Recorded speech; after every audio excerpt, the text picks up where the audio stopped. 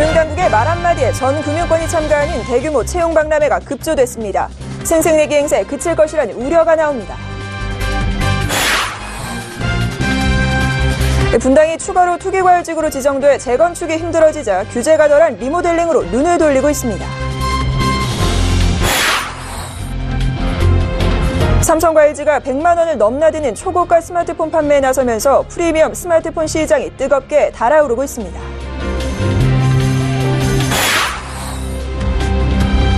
백대그룹 오너 일가는 입사 후 평균 4년 만에 임원에 오르는 것으로 나타났습니다.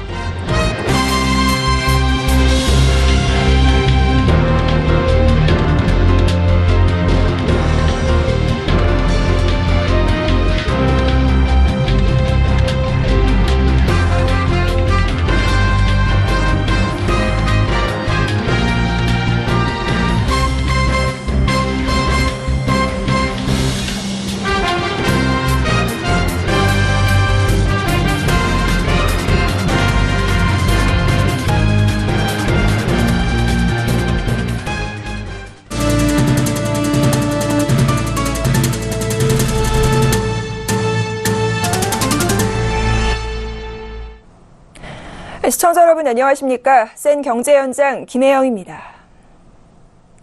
다음 주 전 금융권이 참여하는 대규모 채용 박람회가 열릴 예정인데요. 이 박람회 채용 규모와 일정도 확정하지 못한 채 참여하는 데 급급한 금융사가 수두룩합니다. 일부 은행은 현장 면접을 한다는데 금융당국의 요구에 예정에 없던 것을 급조한 것이라고 합니다.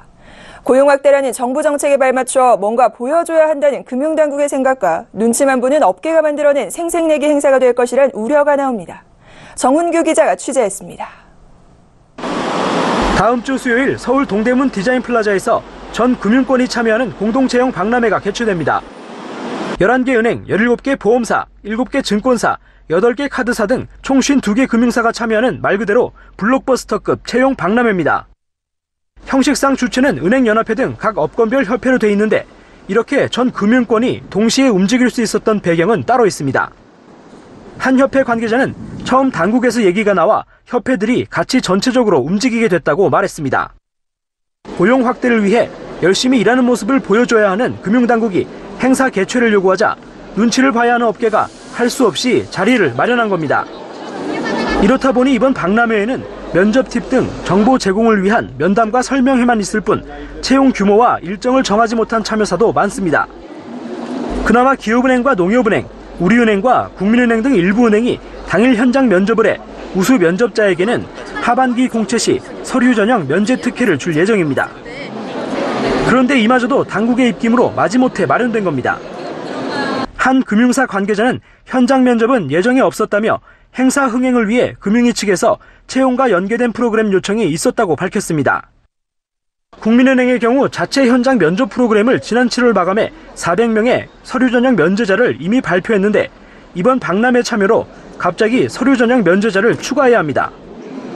이미 공채를 시작한 우리은행과 신한은행은 원서 접수와 별도로 예정에 없던 박람회 당일 현장 면접에 나섭니다. 박람회를 통해 채용 규모가 더 늘어나는 것도 아닌데 금융당국의 생색내기에 애꿎은 업계와 구직자들이 동원되는 것은 아닌지 우려스럽습니다. 서울경제TV 정훈규입니다. 오늘부터 경기도 성남 분당구가 투기 과열지구로 지정돼 고강도 규제를 받게 됐습니다. 대출을 옥죄는 등 금융규제에 청약 규제까지 가해지는데요. 여기에 4달 말 분양가 상한제가 시행되고 내년부터는 재건축 초과이익 환수제까지 적용받게 돼 이 지역 부동산 시장은 당분간 침체를 겪을 가능성이 커졌습니다. 일부 단지에선 이처럼 재건축이 힘들어지자 규제가 덜한 리모델링에 눈을 돌리고 있습니다. 보도에 정찬신 기자입니다. 성남시 분당구는 지난달 월간 주택 종합가격 상승률 2.1%로 전국 최고를 기록했습니다. 지난 8위 부동산 대책의 규제에서 벗어난 데다 서울과 가깝고 학군이 좋아 풍선 효과를 누린 겁니다. 하지만 추가 투기 과열지구로 지정돼 재건축 조합원 지위 양도가 금지된 데다 내년부터 재건축 초과이익 환수 등 이딴 규제에 직면하게 됐습니다. 업계에선 이 지역 부동산 시장은 거래 절벽과 아파트값 하락 등 급냉될 수도 있을 것으로 관측했습니다. 1기 신도시인 분당은 지난 1993년 준공돼 재건축 허용년 아닌 30년을 6년가량 앞두고 있습니다.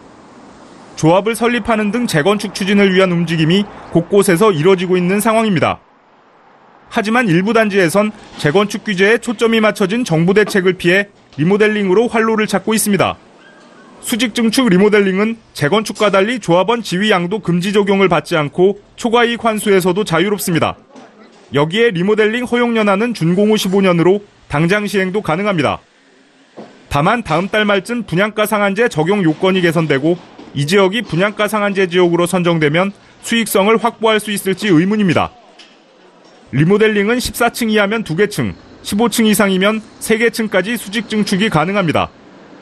실제로 분당구에선 국내 최초로 수직 증축 리모델링이 추진되고 있습니다. 가장 먼저 수직 증축에 나선 한솔마을 5단지는 기존 1156가구에서 1255가구로 99가구 늘어납니다.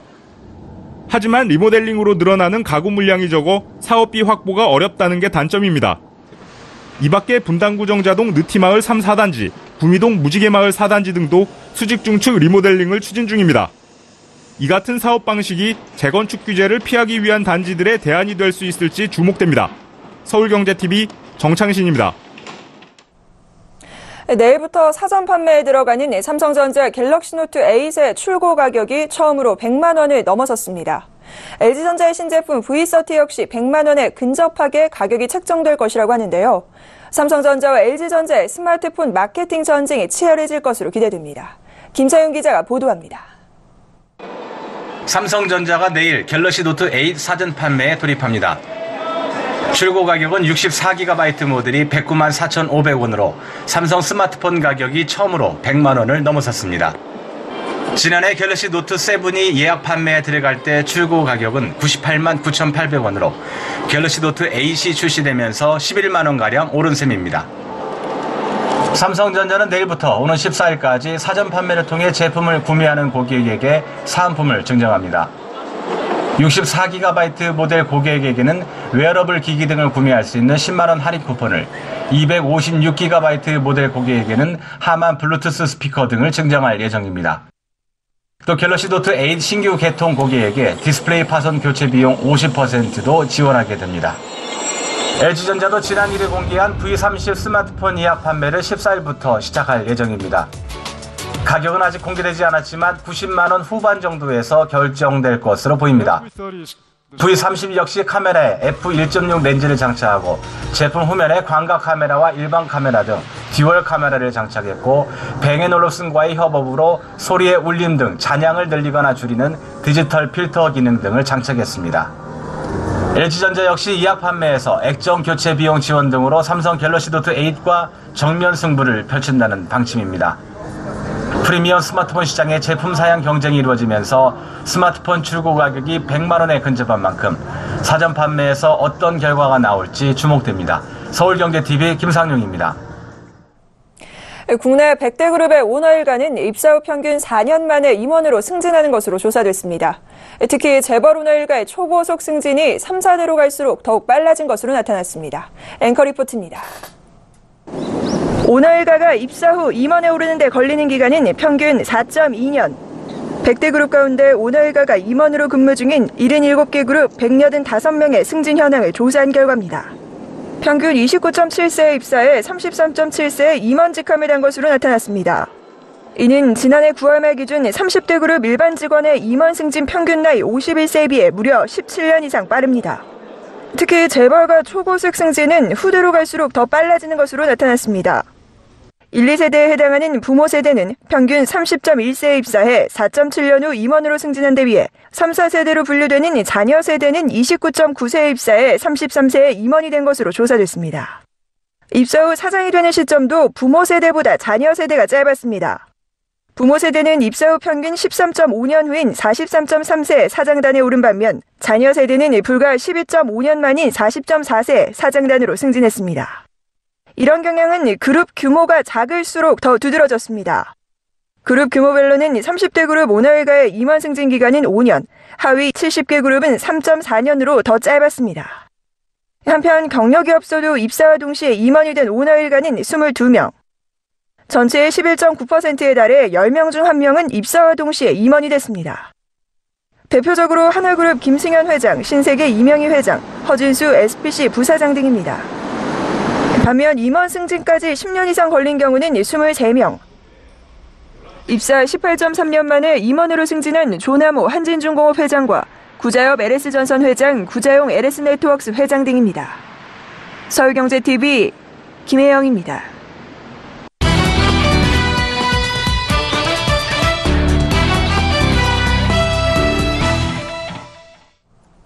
비트코인, 이더리움 등 가상화폐가 연일 화제가 되고 있습니다.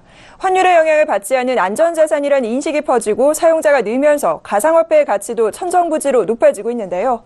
오늘 투데이 포커스에서는 이 가상화폐가 무엇인지, 어떤 장점과 문제점이 있는지, 또 가상화폐에 대한 당국의 시각은 어떤지 보도국 김성훈 기자와 자세한 이야기 나눠보겠습니다. 안녕하세요. 네, 안녕하세요. 네, 가상화폐가 세계적으로 이슈가 되고 있습니다. 일단 가상화폐의 개념부터 좀 확인해 볼까요? 네, 가상화폐는 금융위기 이후에 기존 금융제도에 대한 반감과 불신이 쌓이면서 탄생했습니다. 기존 통화와 달리 가상화폐는 발행기관이 따로 있는 것이 아니라 전체 발행량이 미리 정해져 있고 암호화된 데이터를 풀어내는 채굴이란 과정을 통해 발행됩니다. 채굴은 고난이도의 수학 문제 등을 풀어내는 형태로 이루어지는데 누구나 채굴에 도전할 수는 있지만 일반 PC 한 대로 채굴한다고 가정할 때 약 5년이 걸릴 정도로 쉬운 일은 아닙니다.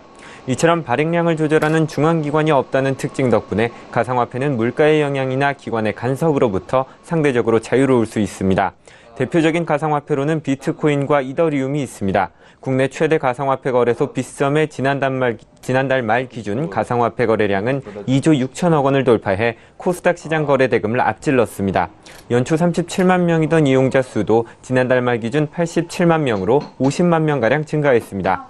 빗썸의 국내 시장 점유율을 고려하면 국내 이용자 수는 130만 명에 달할 것으로 추정됩니다. 네, 그렇군요. 굉장히 참신한 화폐 개념인데요. 이 가상화폐가 사실 최근 논란의 중심에서 있습니다. 이렇게 논란이 되고 있는 이유 무엇인가요? 예, 가상화폐에 대한 관심이 높아지고 가상화폐의 가격과 또 거래량이 급증하면서 기존 금융시장의 안정성을 위협할 지경에 이르렀기 때문인데요. 올해 초 182억 달러던 가상화폐 시가총액은 9월 초 현재 1,771억 달러로 10배 가까이 불어났습니다. 2년 전만 해도 금 1온스 가격의 6분의 1에 불과했던 비트코인 한 단위 가격은 올해 처음 금 가격을 넘어선 후 지금은 금값의 3배에 달합니다. 지난 2일에는 처음으로 1비트코인당 5,000달러를 돌파했고 오늘 기준으로는 1비트코인이 우리 돈 490만 원대를 기록하고 있습니다. 이더리움의 경우 지난 5월 삼성 SDS가 이더리움 기술을 기반으로 한 기업형 블록체인 솔루션 개발 단체인 이더리움 엔터프라이즈 얼라이언스에 가입했다는 소식이 퍼지면서 국내 가격이 연초 10,000원에서 35만 원까지 급등했습니다.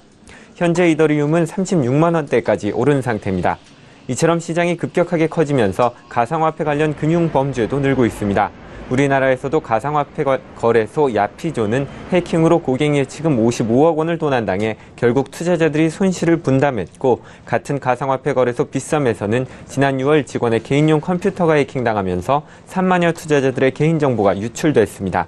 하지만 기존 통화시장에까지 피해를 입히는 가상화폐 관련 범죄에 대한 규정이 없어 당국도 구체적으로 손을 쓸 수가 없었습니다. 네, 그렇군요. 이렇게 보면 가상화폐를 일종의 통화로 간주해도 무방할 것 같은데 가상화폐를 통화로 인정할 때와 인정하지 않을 때 어떤 점에 차이점을 좀 줄 수 있을까요? 네, 가장 큰 차이는 규제에 있습니다. 가상화폐가 통화로 인정될 경우 자금세탁방지법이나 외환거래법 등 통화와 관련된 각종 규제를 받게 됩니다. 세금도 문제가 됩니다. 가상화폐를 정식 통화로 인정한다면 이를 거래하는 과정에서 발생한 차익에 세금을 부과할 근거가 없습니다. 때문에 가상화폐의 화폐성을 인정한 일본과 영국은 가상화폐 거래에 세금을 부과하지 않습니다. 반면 가상통화를 자산으로 보는 국가들은 그 거래 과정에서 발생한 이익에 대해 부가세나 양도소득세 등을 물립니다.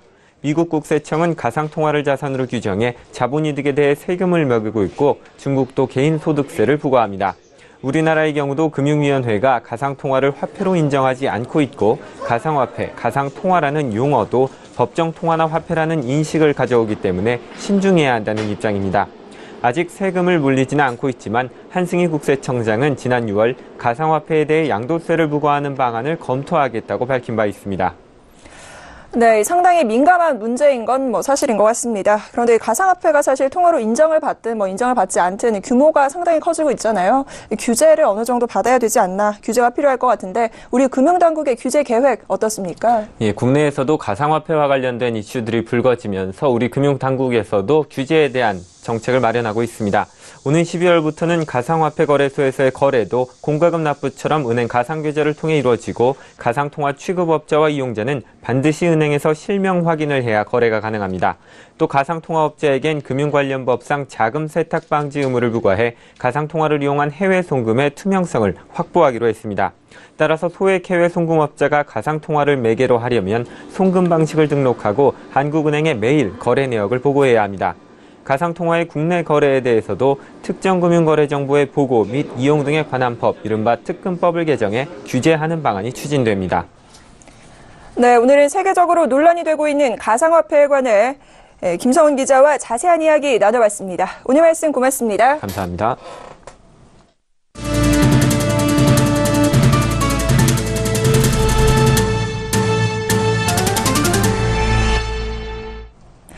차기 금융감독원장으로 최흥식 서울시립교양학단 대표가 내정됐습니다.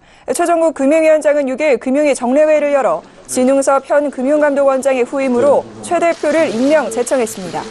금감원장은 금융위 의결과 금융위원장 제청을 거쳐 대통령이 임명합니다. 금융위원회는 최흥식 내정자 임명 배경에 대해 금융연구원장, 연세대 경영대 교수, 하나금융지주 사장 등을 지내면서 폭넓은 연구 실적과 실무 경영, 높은 전문성을 갖추었기 때문에 적임자로 평가됐다고 설명했습니다. 문재인 대통령이 최 대표를 임명하면 첫 민간 출신 금감원장이 됩니다. 러시아를 방문 중인 문재인 대통령이 6일 푸틴 대통령과 한반도와 극동을 연결하는 남북러 삼각협력의 기초를 확실히 다지기로 했다며 극동 지역을 중심으로 가능한 협력 사업을 우선 추진하기로 뜻을 모았다고 밝혔습니다. 문 대통령은 이어서 북방경제협력위원회는 러시아 극동개발당국과 협력할 것이며 한국과 러시아가 20억 달러 규모의 투자협력 플랫폼을 신설할 계획이라고 말했습니다. 푸틴 대통령은 이에 대해 대북협력 확대로 남북러 3자가 함께하는 메가 프로젝트가 가능할 것이라며 문 대통령의 협력 의사에 대해 답했습니다.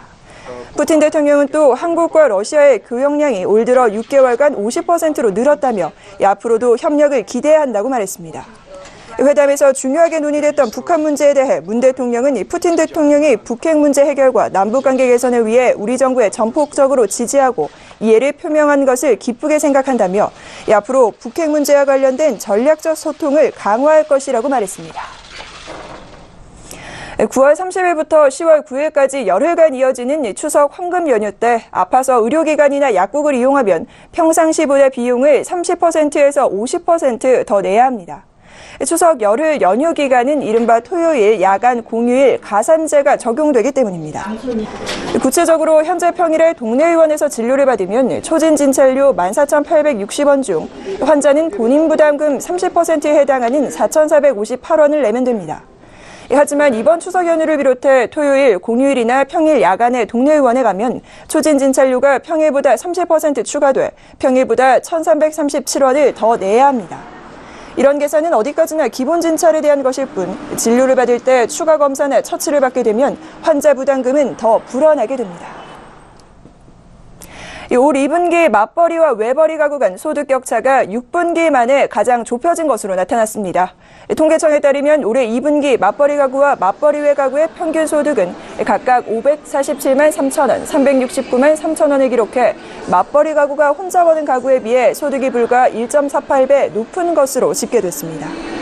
특히 근로소득에서 소득 격차가 좁혀진 것으로 나타났는데 올 2분기 맞벌이 가구와 맞벌이 외 가구의 평균 근로소득은 각각 393만 5천 원, 226만 4천 원으로 배율은 1.74배에 그쳤습니다. 이러한 소득 격차 축소는 올해 2분기에 일자리의 질이 좋지 않았기 때문으로 풀이됩니다.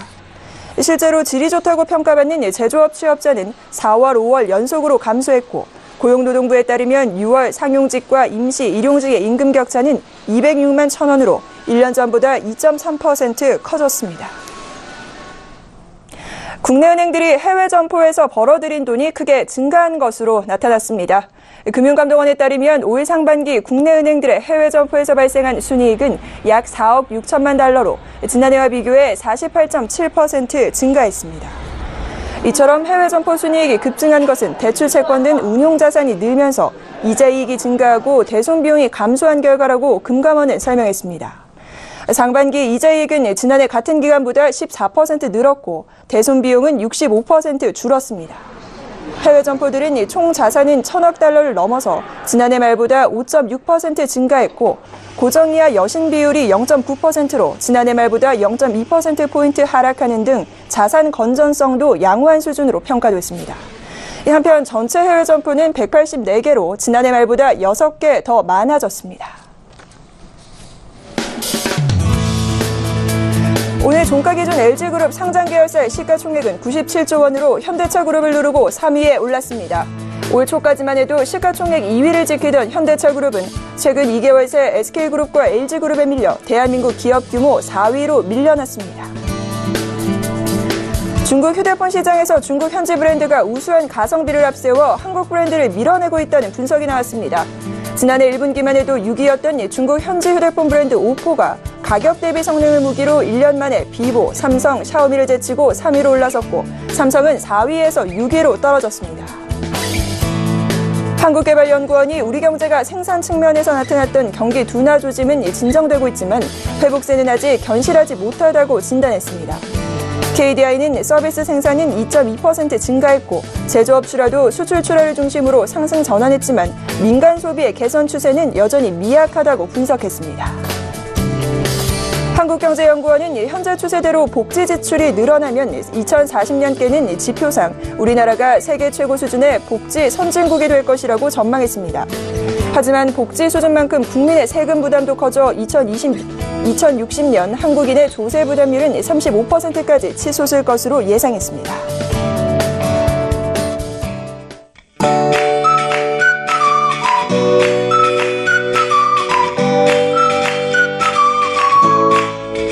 안녕하세요. K웨더 라이프스타일 예보 윤지향입니다. 현재 전국이 잔뜩 흐린 가운데 곳에 따라 비가 내리고 있습니다. 먼저 서울 경기와 강원 남부 지역은 오늘 저녁까지 비가 조금 내리겠고요. 충청과 전북, 경북은 5에서 30mm, 전남과 경남, 제주도에 30에서 50mm, 남해안과 제주 산간에는 최고 100mm 이상의 많은 비가 내리겠고요. 남부지방을 중심으로 돌풍과 천둥 번개를 동반한 강한 빗줄기가 쏟아지는 곳도 있겠습니다. 충청 이남 지방의 비는 내일 오전에 모두 그치겠습니다. 백로절기인 내일은 비가 그치고 맑은 날씨를 회복하겠습니다. 낮 기온 서울 28도, 대구 27도 등으로 오늘보다 높겠습니다. 내일은 기압골의 영향을 받다가 점차 벗어나겠고요. 중국 중부지방에서 이동하는 고기압의 영향을 받겠습니다. 자세한 지역별 날씨는 나절 예보로 알아보겠습니다. 중부지방 점차 맑아지겠습니다. 서울 기온 아침 19도, 한낮 28도로 낮 기온은 오늘보다 높겠습니다. 동해안도 맑은 하늘이 드러나겠고 한낮에 속초 강릉 26도로 오늘과 비슷하겠습니다. 남부지방 오전부터 점차 개겠습니다. 낮 기온 광주, 부산 26도, 대구 27도로 예상됩니다. 물결은 남해상에서 최고 3m로 높게 일겠고요. 그 밖의 해상은 비교적 잔잔하게 일겠습니다. 주말까지 대체로 맑은 날씨 속에 한낮에는 다소 덥게 느껴지겠습니다. 일요일 제주도를 시작으로 다음 주 월요일에는 전국에 비가 올 것으로 전망됩니다. 날씨였습니다. 생경제 현장 여기까지입니다. 시청해주신 여러분 고맙습니다.